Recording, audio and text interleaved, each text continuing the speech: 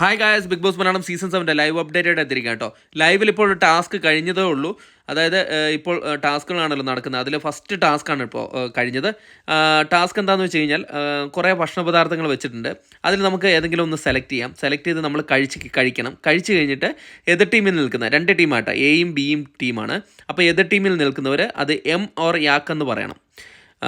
അതാണ് ഗെയിം. അപ്പം ഒരിടത്ത് ഷാനവാസിൻ്റെ ടീമും മറ്റിടത്ത് ബി ടീം. ഷാനവാസിൻ്റെ ടീം എ ടീമാണ്, ബി ടീമും. അപ്പം ഷാനവാസിൻ്റെ ടീമിലുള്ളത് അപ്പാനി ശരത്ത്, ജിസേല്, ശൈത്യ സന്തോഷ്, ശാരിക, അഭിലാഷ്, ഒനിയൽ സാബു. അപ്പോൾ ഇത്രയും പേരാണ്.